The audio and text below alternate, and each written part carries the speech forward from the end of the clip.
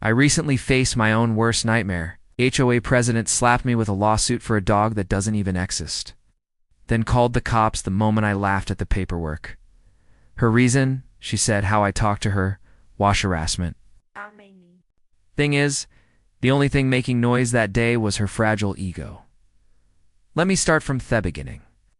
It started, as most of my wars did, at dawn. Not with the roar of an incoming rocket, but with the polite, insistent knock of a police officer at my front door. I cracked the door open, my body still stiff with sleep, and saw Wo of our local finest standing on my porch. They looked young, uncomfortable, and like they'd rather be anywhere else. Behind them, parked at the curb with its light bar flashing, just enough to annoy the entire neighborhood, was a cruiser. And across the street, peering through her pristine bay window in a pink cardigan like a vulture watching a wounded animal, was Karen Ronald. Shivan gave a little wave. I didn't wave back. This wasn't a friendly morning greeting. This was a statement. This washer planting a flag, Mr. Alex Thompson, the taller officer asked. He held a clipboard, the universal symbol for someone about to ruin your day. That's me, I said, my voice gritty. I leaned against the doorframe, making a point not to look. Intimidated. In my old line of work, a calm demeanor in the face of forthrity, legitimate or otherwise, was an essential survival tool. Something I can help you with? Officers? We've received another complaint from the Homeowners Association president. Miss Ronald, he said, avoiding my eyes and focusing on his paperwork regarding a violation of county leash laws and harboring an unregistered animal. I felt a laugh bubble up in my chest, a real genuine laugh. It was just so stupid, so monumentally, breathtakingly idiotic. I bit it back, but a smirk must have leaked out. Let me guess. A large, ferocious beast, right? Probably. A corgi. I hear they're vicious. The second officer, a kid who looked like he'd just started shaving last week, shifted his weight. Sir, she claims it's a dog, a large one. Says it was Barkingle night again. Again? Asked, my voice dripping with the sarcasm I could no longer contain. That's funny because my wife Sarah and I slept like babies. Didn't hear a thing. And you? Know why? Because we don't own a dog. I spread my arms wide. Feel free to look. No dog food, no water bowl, no chew toys, no dog. There is a distinct and verifiable look of canine in this household, the first officer sighed. It was the sound of a man who knew exactly what was going on, but was trapped by procedure.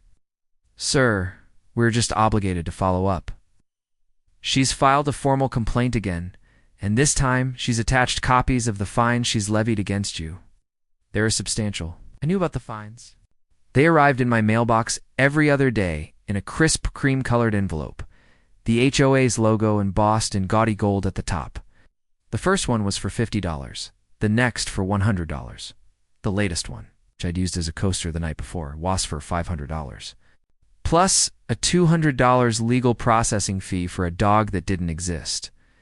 It weighs extortion, plain and simple, but wrapped in the polite language of bylaws and community standards.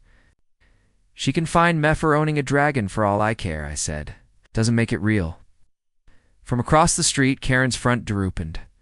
She stepped out onto her porch, a cordless phone pressed to her ear, and started pointing dramatically at my house. She was performing for the whole neighborhood. Gosh, look at the dangerous rule breaker.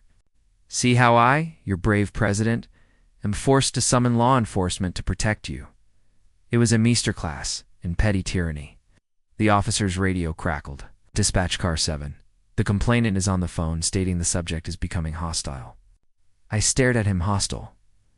I was leaning. I was smirking. My most aggressive act was exercising my vocabulary. You've got to be kidding me, I muttered. Look, sir, the officer said, lowering his voice. It's just between you and me. This is getting old. But she's the HOA president. She knows how to file the paperwork. Our hands are tied. We have it to respond. This made police visit number 2. Was dawn, and the third would be much uglier. He handed me a slip of paper. It wasn't a ticket. It was a notice. It's a formal record of the complaint. Another piece for Karen's paper trail. My advice, go to the next board meeting. Talk to them. Work. it out. I took the paper. Thanks for the advice, officer. But I knew it was useless. The board was her. The other members were just bobbleheads she'd installed herself. I'd already tried appealing. My emails went unanswered. My certified letters were returned unopened. They weren't interested in the truth. They were only interested in my compliance. As the police car pulled away, Karen gave me one last triumphant smirk before disappearing back into her house. The curtains twitched. She was still watching. I stood there on my perch in the morning light, the flimsy piece of paper in my hand. Sarah had been watching from the hallway, coffee cup forgotten in her hand. Sarah came up behind me and put a hand on my shoulder. "Everything okay?" she asked, her voice tight with worry. "Peachy," I said. "Beaut it wasn't." This was the moment I finally understood this wasn't a mistake. This wasn't a quirky neighbor dispute. This was a siege. I was in occupied territory, and the local government was either unwilling or unable to help. My home, the one place on earth I was supposed to feel safe, had become the front line in a war. I didn't ask for Karen. Ronald had just made a critical error. She mistook my desire for peace as a weakness. She thought she was dealing with a civilian. She had no idea who I was or what I was capable of. She had just poked the wrong bear, and I was done laughing. The game was on.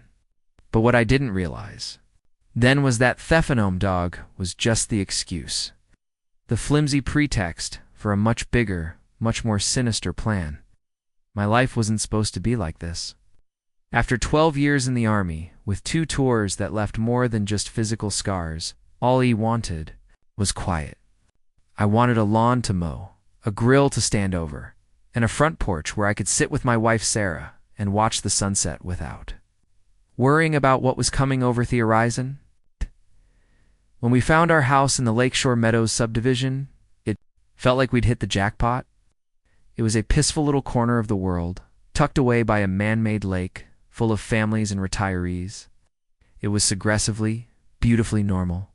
The sales pitch was all about community, safety, protecting property value escrow, a well-run homeowners association. At the time, that sounded like a good thing. Sarah and I had met just after I'd transitioned back to civilian life. Working on my accounting degree, trying to channel my military-trained eye for detail into something less explosive. She was a librarian, a woman who radiated a calm that soothed the frayed edges of my soul. She saw past the soldier and found man who just wanted to build a life, poured every penny we had into that house. It was more than just wood Andrew wall. It was our foundation. It was the future. For the first 2 years, it was everything we dreamed of. We planted a garden. We got to know our neighbors. We lived a life so quiet it was almost-bearing. I loved every second of it. My first interaction with Karen Ronald was about my garbage cans. I'd left them at the curb an hour past the 7:00 p.m. deadline stipulated in the 300-page HOA covenant, a document I'm sure no one but her had ever read in its entirety. She didn't knock on my door. She didn't call. She just sent a formal warning letter with a photo of my offending garbage cans, time-stamped 8:01 p.m. It was weird, a little obsessive, sure. Booty chalked it up to a lonely woman with too much time. On her hands, I made sure to bring my cans in on time after that. I wasn't looking for trouble. Then came the letter about the unapproved brand of mulch I'd used in my flower beds. Apparently, only cypress blend mulch was acceptable. I had used cedar. The letter helpfully included a list of approved vendors. I saw her watching from her window. As I spent a whole Saturday scooping out the perfectly good cedar mulch and replacing it with the officially sanctioned and significantly more expensive, Sarah thought it was hilarious. "The mulch queen strikes again," she joked, but I felt a prick left something else. It wasn't about the mulch, it was about control. Every regulation, every rule, was another brick in the wall of her little kingdom. I started noticing her patterns. She'd walk the neighborhood every evening, a clipboard in her hand, peering at people's yards. Striding in her trademark pastel pink power suit, clipboard clenched like a royal scepter. A weed here, a slightly faded mailbox there, each a tiny infraction that merited another one of her official-looking letters. Most people, like me, just sighed and complied. It was easier than fighting. The fines were small, the fixes were minor, and nobody wanted to be the neighborhood troublemaker. We were all just trying to live our lives. We let her have her little power trip because it didn't seem worth the energy to challenge it. That was our mistake. We were feeding the beast, letting it grow stronger with every small victory we handed. I'd learned in the military that you have to understand the terrain and the nature of your enemy. Karen's terrain was the HOA bylaws. Her nature was that of a predator who tests the fences looking for weaknesses. Wasn't a leader, she was a warden. Her board members were a hand-picked collection of sycophants. There was Gerald, a retired insurance salesman who visibly trembled whenever Karen looked at him. And Brenda, a woman whose entire personality seemed to be agreeing with whatever Karen had just said. There was no debate, no discussion. It was the Karen Ronald show, and they were her silent, nodding audience. The thing is, I'm a forensic accountant. My job is to find the story hidden in the numbers. I follow the money to uncover fraud, waste, and abuse. I look for patterns, for anomalies. For the one tiny thread thought when pulled unravels the entire tapestry of a lie. It's a skill set that requires patience, precision, and a stubborn refusal to accept things at face value. I'd spent my post-military career taking down corrupt executives and money launderers. I just never in a million years thought I'd have to deploy those skills in my own quiet, peaceful neighborhood. I had willingly walked away from a world of conflict. I had coasted a life of spreadsheets and quiet evenings. But Karen Ronald, with her clipboards and her petty rules, was slowly, methodically turning my peaceful sanctuary into a battlefield. She was escalating, testing my boundaries, seeing how much I would take. And with every passive-aggressive letter, a boot mulch or garbage. Cans, she was reminding me of a fundamental truth I had tried to forget. Sometimes the only way to get peace is to prepare for war. I was still trying to be the good neighbor, the quiet guy who just wanted to be left alone. I was still under the illusion that logic and reason would eventually prevail. That illusion was about to be shattered in the most ridiculous way possible. The first shot in the Phantom Dog War wasn't a gunshot. It was the whisper of paper sliding through my mail slit. It was one of Karen's signature cream-colored envelopes. I figured it was another warning about the height off me grass or the unauthorized color of our welcome mat. Sarah and I had started a betting pool on what the next infraction would be. I had my money on improperly pruned rose bushes. I was about to lose $5. I tore it open while standing in the kitchen. I read the first line out loud to Sarah. Official notice of covenant violation. Unpermitted pet. I paused. Unpermitted pet. We don't have a pet. Sarah looked up from her laptop. Maybe she's finding us for the squirrel that keeps stealing tomatoes from the garden. Does she have a jurisdiction over squirrels? I kept reading. It has been brought to the attention of the board that a large dog resides at your property in direct violation of Article 7. Section 4 of the Lakeshore Meadows Covenants, which prohibits dogs over 40 pounds. I stopped and just stared at the paper. A dog. A large dog. I looked around my pristine dog, hair-free living room. There was no dog. There had never been a dog. My first reaction was pure, unadulterated amusement. It was a mistake, a simple clerical error. They must have meant to send it to someone else, I chuckled, shaking my head at the sheer incompetence. Well, honey, I announced dramatically, it seems we have a secret dog. A very large, very secret dog. Have you been holding out on me? She played daylong. He's a ghost dog, she said with a perfectly straight face. He only appears at midnight to howl at the moon. His name is Bartholomew. We laughed. It was funny. It was the kind of harmless bear-crack screw that you tell your friends about at a barbecue. So, I did what any reasonable person would do. I picked up the phone and called the HOA's main number, which I knew from experience went directly to Karen Ronald's personal phone. She answered on the second ring, her voice clipped in businesslike. Lakeshore HOA, President Ronald speaking. Hi, Karen. It's Alex Stampson from 12 Elm Court, I said, still smiling. Hey, I just got a violation notice from you guys about A-Dog, and I think there's been a bit of a mix-up. It's a funny story, actually. We don't have a dog, so you must have. Thurong address. There was a cold silence on the other end of the line. The kind of silence that sucks all the humor out of a room. There's no mistake, Mr. Thompson, she said, her voice dropping a few degrees. The complaint is valid. My smile faded. What complaint? Ho complained because they're wrong. I can assure you 100% there is no dog here. A concerned neighbor reported excessive barking coming from your property for several nights in a row. She, stated Asif, reading from a script. The board takes these noise complaints very seriously. This was when the first alarm bell went off in my head. This wasn't a mistake. This was intentional. Karen, I said, my tone shifting from amused to serious. I'm telling you as a fact, there is no dog. You are welcome to come over right now and inspect the premises. You can check the yard. You can look in the garage. There is no dog. That won't be necessary, she said coolly. The evidence has been noted. You have 14 days to either remove the animal or provide registration and DNA testing to prove it is under the 40 pounds weight limit. A $50 fine has been assessed to her account. Good day, Mr. Thompson, and she hung up. I stood there, phone in hand, utterly stunned. The absurdity au fait was staggering. It felt like I'd stepped into an alternate reality where logic didn't apply. 2 days after the Esselmans landed, I sat on my porch, rereading the absurd paperwork. I started to laugh again, but this time, it wasn't a laugh of amusement. It was a laugh of disbelief. It was loud and a little unhinged. What else could I do? The situation was a farce. I was being fined for a fictional animal. I wrote a polite, formal letter of appeal. I laid out the facts clearly and concisely. I stated for the record that we did not own a dog and that the complaint was baseless. I sent it via certified mail so I'd have a record of them receiving it.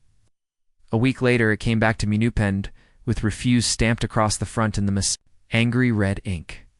Tucked into me mailbox right next to it was another cream-colored envelope. This one contained a second notice.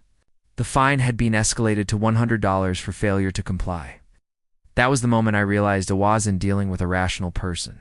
This wasn't about rules or noise or community standards. This was a power play.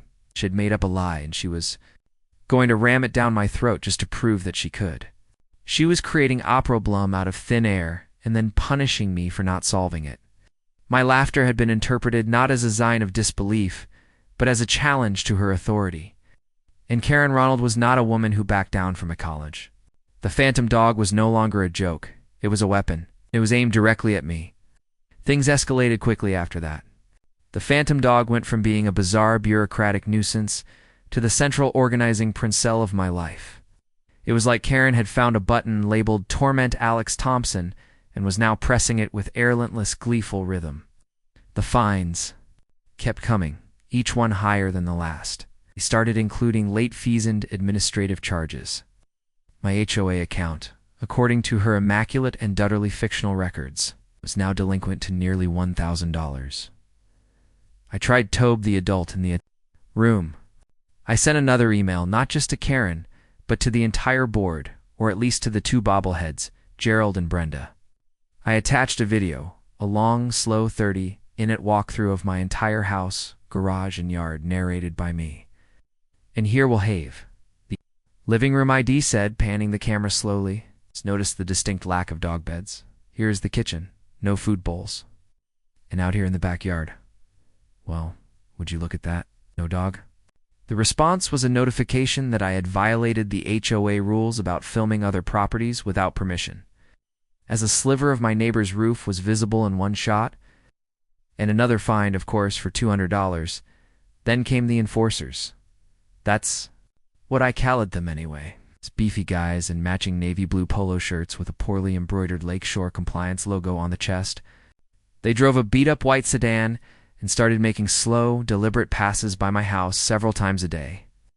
They'd park across the street for 20 minutes at a time, just staring. It was a classic intimidationtic, crude but effective. Oh, yeah. Sarah started getting nervous. Who are Thosman? She asked, pulling the curtains shut.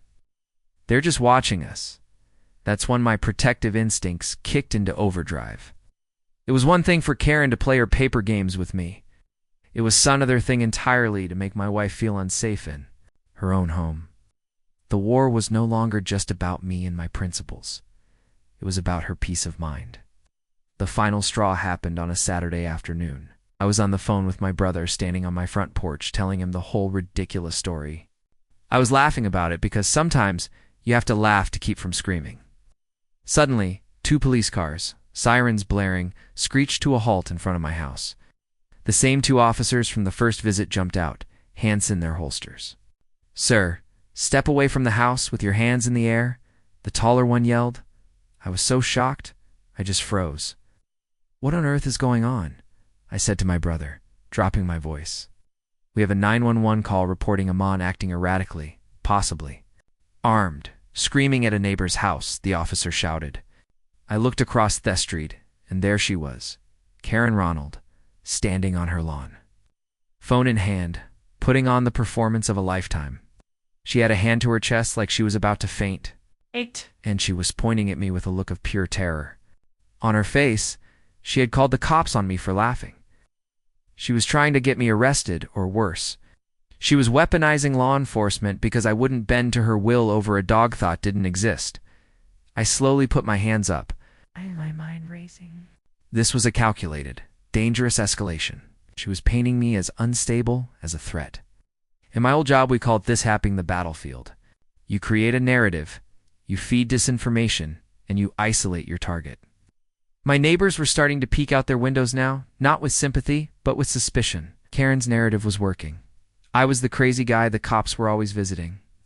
The officers were. Point where the moral crossroads appeared. I had enough evidence to blow the lid off the financial fraud. I could send an anonymous package to the state attorney general and walk away.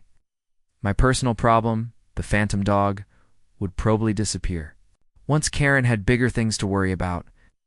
But would that be enough? This woman had terrorized my family. She had made my wife afraid in our own home. She had abused her power, not just against me, but against this entire community. Simply exposing. The fraud felt incomplete. It felt like letting her get away with the deeper crime, the deliberate and malicious use of fear. Sarah was the one who sent them. She saw the dark, obsessive look in my eyes as I spent night after night in the basement. One evening, she came down with 2 cups of tea. She didn't look at the whiteboard of conspiracy. She just looked at me. "What are you going to do, Alex?" she asked quietly. "I'm going to expose her," I said. "All of it, Thimone. The fake companies. The kickbacks? And then what?" she asked. "Will that make us feel safe again? Will that stop the next person like her from doing the same thing?" She was right. The core of the problem wasn't the money. The money was just a symptom. The disease was the unchecked power and the culture of fear that she had cultivated. If I just took out Karen, the system that allowed her to thrive would still be in place. Another bully could just step into the void. The question wasn't just how to punish Karen. It was how to give the power back to the community Shah had taken it from. It was no longer enough to win. I had to win in a way that taught a lesson. I had to dismantle our machine so publicly, so completely, that no one would ever dare to build a tag-in in our neighborhood. The mission had changed. It wasn't just about getting justice for myself. It was about liberating Lakeshore Meadows. And to do that, I couldn't just be an accountant. I had to be a warrior. The time for quiet analysis was over. The next phase of the plan would be loud, confrontational, and it would happen on her turf. Karen must have sensed something was wrong. Maybe I stopped responding to her fine notices. Maybe I noticed the new cameras glinting under my eaves. Or maybe her finely tuned tyrant senses just told her that their prey was no longer afraid. Whatever. The reason she decided to force a confrontation. She overplayed her hand, and I was more than ready for it. That had happened on a Tuesday morning. I was in my home office on a conference call when the doorbell rang. It wasn't a polite knock. It was a series of hard, insistent presses. I looked at Theminator displaying my front door camera feed. It was Karen, and she wasn't alone. She had her 2 beefy compliance infused with her, and standing slightly behind them, looking incredibly uncomfortable, was a man holding a toolbox, a locksmith. I excused myself from my call and walked to the door. I didn't open it. I spoke through the intercom system we'd installed. "Can I help you, Karen?" My voice was calm, amplified slightly by the small speaker. She was startled. She hadn't expected me to be home, or at least not to be ready for her. She recovered quickly, puffing up her chest. "Mr. Thompson, as you know, you are in gross violation of the HOA covenants regarding an unpermuted animal. You have refused to comply with our notices. Therefore, under Article 12, Section 7 of the bylaws, the board has authorized an immediate inspection of your property to confirm the presence of the animal." Her nephews took a step forward, trying to look intimidating. It was a pathetic attempt at a show of force. The locksmith just stared at his shoes, probably wishing he'd stayed. In bed, I knew Article 12, Section 7, by heart. I'd read the entire covenant cover to cover. It stated the HOA could inspect common areas, but required 48-hour written notice and the homeowner's consent to inspect a private dwelling unless there was a clear and present danger. It's like a fire or a flood. Her phantom dog didn't qualify. "I haven't received any written notice, Karen," I said, my voice still perfectly level. "And I certainly do not consent to an inspection. You are not entering my home. I don't need your consent," she snapped, her voice rising. The mask of polite authority was slipping, revealing the raw entitlement beneath. "Theblas, give me the authority. If you refuse to open the door, I will have this man open it for me, and you will be billed for the service, along with a fine for non-compliance." She gestured to the locksmith. The moment she crossed the line from civil harassment to criminal action, and me cameras were recording every single second of it in high-def video and audio. I let her finish her little speech. I let her dig the hole a little deeper. Then I replied, my voice turning to ice. "Karen, let me be very clear with you. What you are describing is not an inspection. It is breaking and entering. The HOA covenant, which you seem Tonejoy quoting, is a civil agreement. It does not and legally cannot supersede a state law. If you or any of your associates attempt to force entry into my home, I will consider it a direct threat to the safety of myself and my family, and I will defend my home accordingly." A flicker of uncertainty had crossed her face. She wasn't used to people knowing the law better than she did. She was used to people cowering. I continued, pressing my advantage. "Furthermore, I am holding in my hand a phone. The 911 operator is on the linear as we speak. I am informing them that the president of my HOA is on my doorstep, accompanied by 2 unknown men threatened to illegally break into my house. There are already 2 police cars on their way. My advice to you and Tuth Locksmith, who is about to become an accessory to a crime, is to be gone before they arrive. Every word of this conversation is being recorded."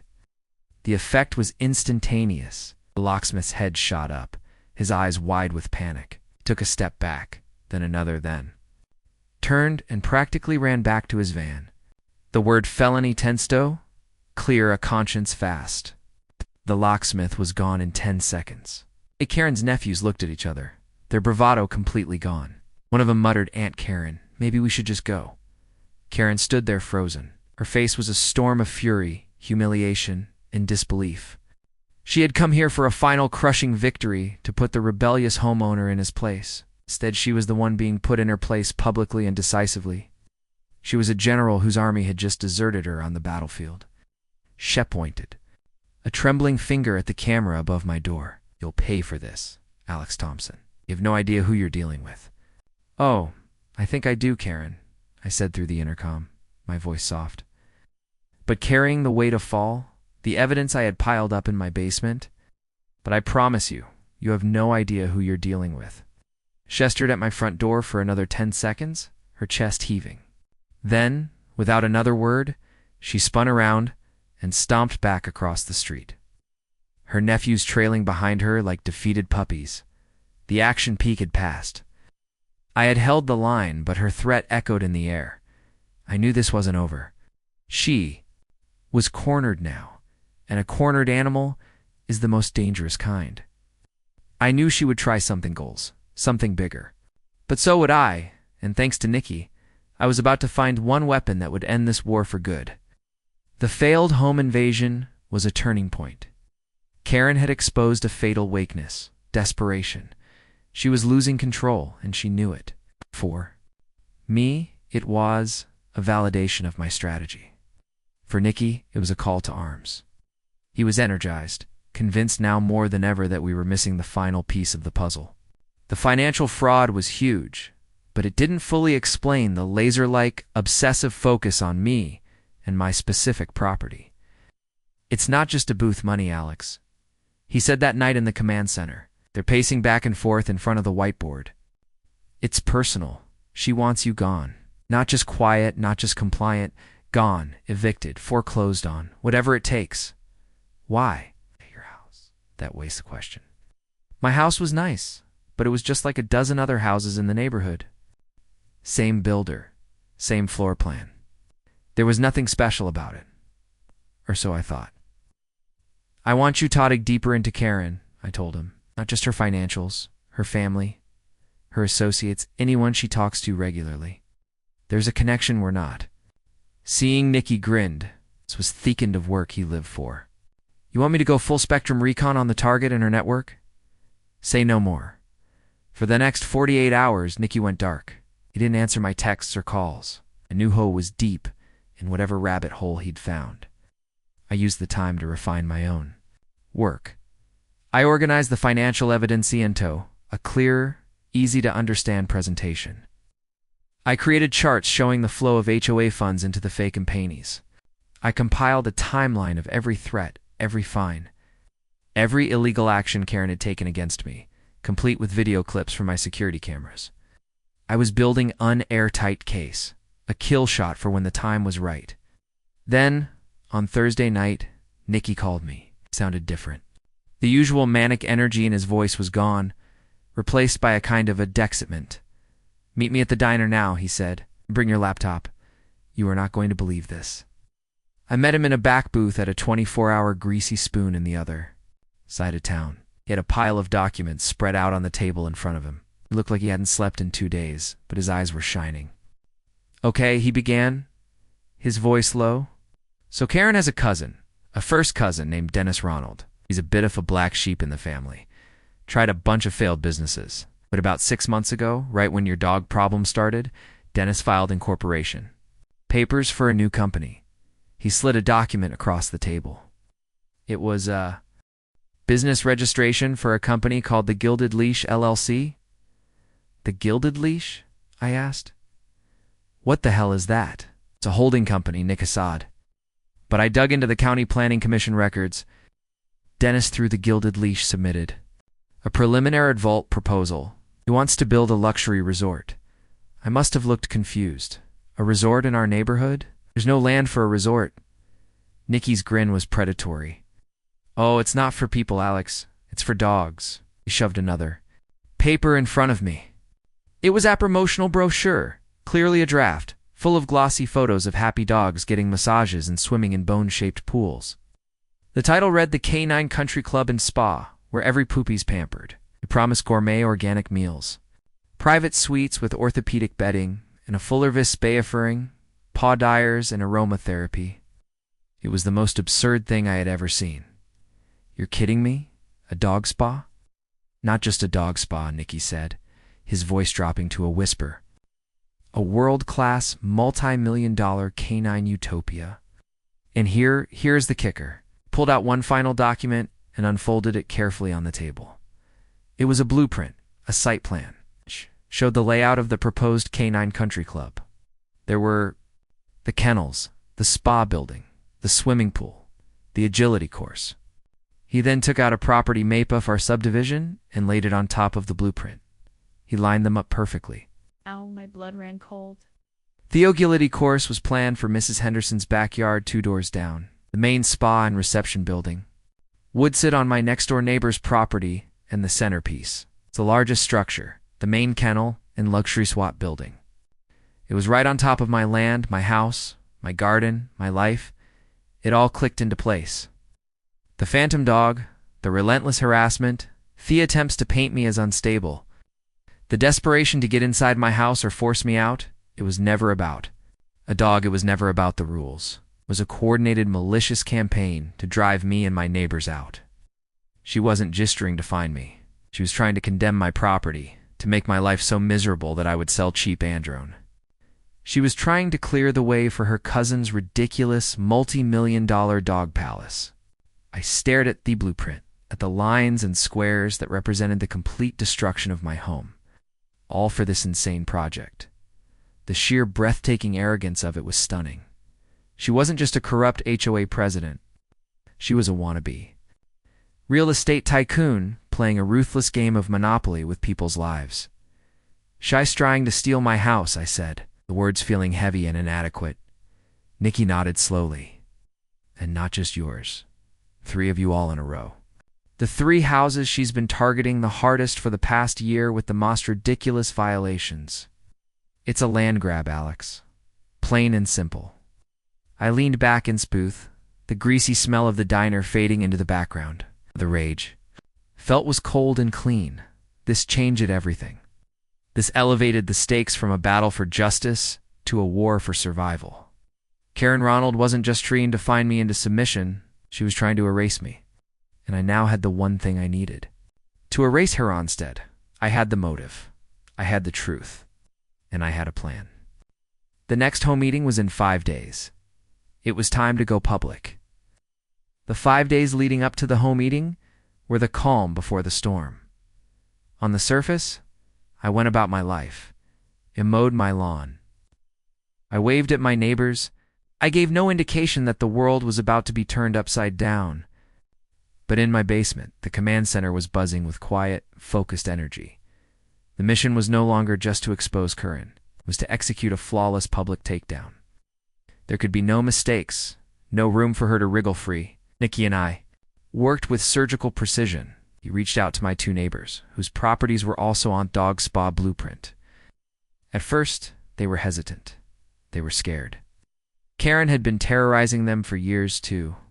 One for the color of their shutters, the other for a supposed oil stain on their driveway. They were beaten down. But when Nikki showed them the blueprint, and they saw their home slated for demolition to make way for a pot of cure station, their fear turned to white-hot anger. They were in. We now had a coalition. My job was to weaponize the data. I condensed months of financial investigation and surveillance into a single devastating PowerPoint presentation. It was my masterpiece, named.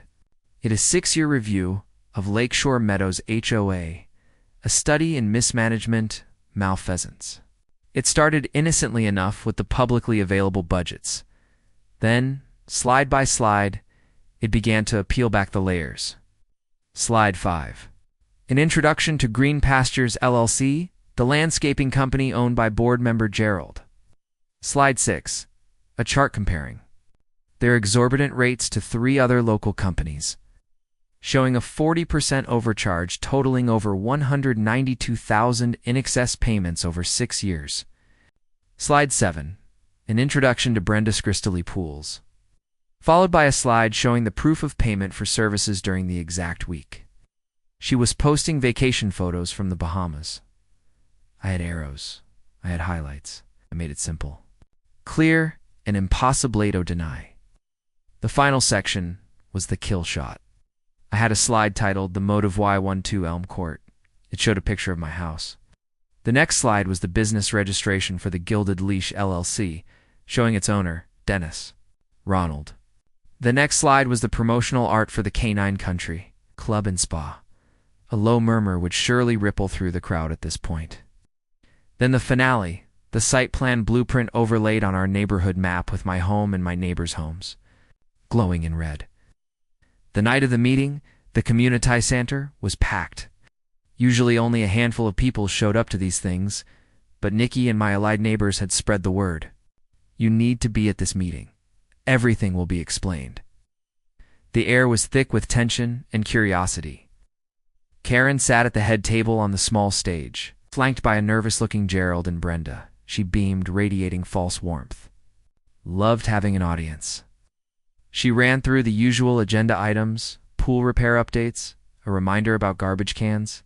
She had no idea she was presiding over her own execution.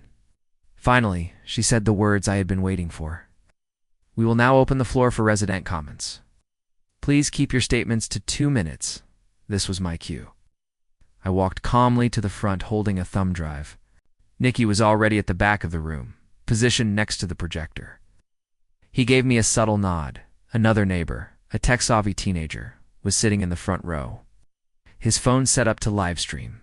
Red light on his phone blinked. 200 neighbors. We're already watching live.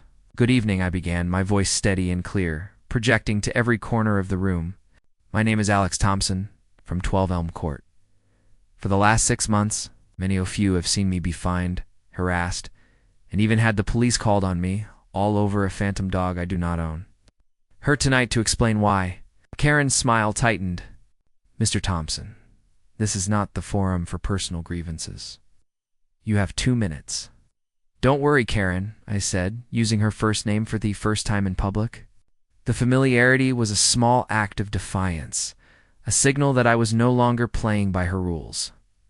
This isn't personal. It's business. Your business, I nodded to Nicky. He plugged the thumb drive into the laptop connected to the projector. First slide lit up the large screen behind Karen's head. The title slide. She turned to look at it, her eyes widening in confusion. For the next 10 minutes, I walked the neighborhood through her entire web of lies. With each slide, the mood in. The room shifted. Murmurs grew into gasps. People started pulling out their phones, recording. I kept my voice calm and factual, letting the evidence speak for itself. When the photos of Brenda Screws appeared next to the pool maintenance invoices, she literally shrank in her chair. When the chart showing Gerald's overbilling appeared, he went pale and looked like he was going to be sick. Karen tried to stop. This is out of order. This is slander. Turn that projector off, she shrieked, her voice cracking with panic. But no one moved. The entire room was captivated, watching the slow, methodical dismantling of her authority. The residents had her trapped. Then came the final slides, the dog spa, the blueprint. A collective gasp went through the room. People turned to stare at me, then at my neighbors, then back at the screen. The phantom dog, the endless petty violations, it all made sense now.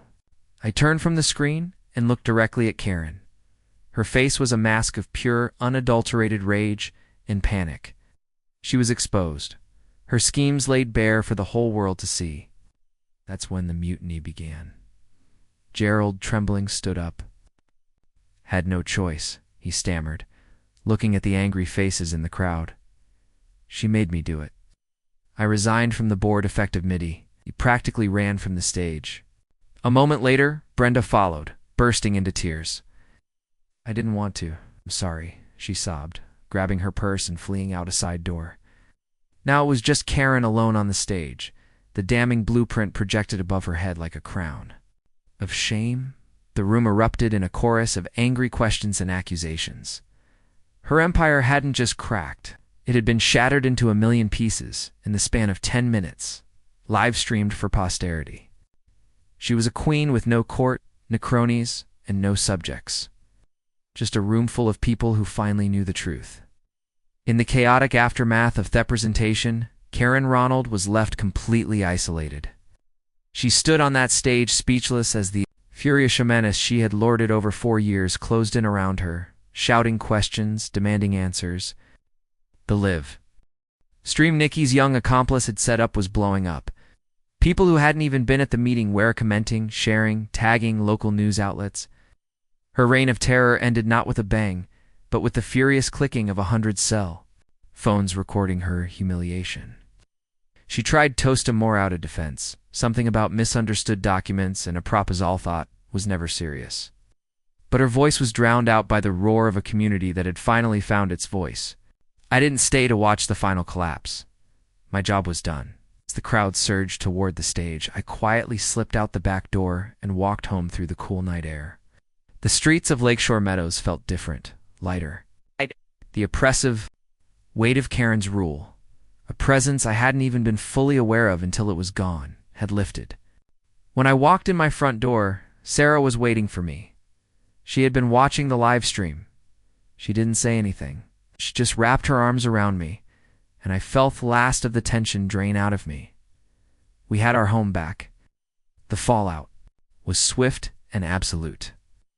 The next morning, 2 detectives from the county's economic crimes unit showed up at Karen's door.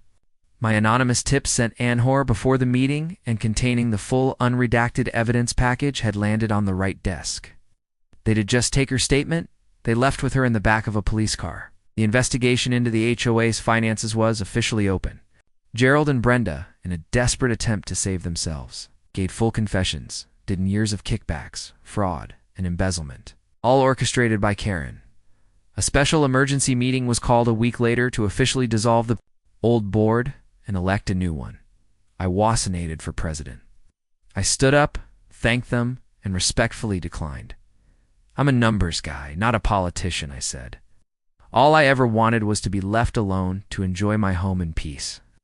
I just want to be a good neighbor. A wonderful retired school teacher named Mrs. Gable, a woman known for her fairness and legendary rose garden, was elected instead. Her first official act was to propose a motion to expugn all fines and violations issued under Karen's tenure and to hire an independent firm to audit the last 6 years of spending. The motion passed unanimously. Justice, I learned, isn't always about punishment. Sameta Mesit's about restoration. Karen Ronald is now facing a mountain of legal trouble and will likely be paying restitution to HOA for years to come. Is mud. But the real victory wasn't seeing her fall. The real victory was watching my neighbors talk to each other again, not in hushed whispers about the latest violation, but in open conversation, laughing, planning a community barbecue. The fear was gone. The power had been returned to the people where it belonged. A few nights ago, Sarah and I were sitting on our back porch watching the sunset. It was quiet, the peaceful, beautiful quiet I had fought so hard for. My phone buzzed with a news alert. It was an article from the local paper about the ongoing HOA investigation detailing the charges against Karen Justice, delivered with receipts. I put the phone down and took Sarah's hand. There were no phantom dogs barking, no enforcers circling, no tyrants watching from across the street. There was just the gentle hum of a neighborhood at peace. I had been asked how far a man will go to defend his own. The answer was simple: as far as it takes. And as I sat there in the quiet sanctuary I had reclaimed, I knew every single step of that journey had been worth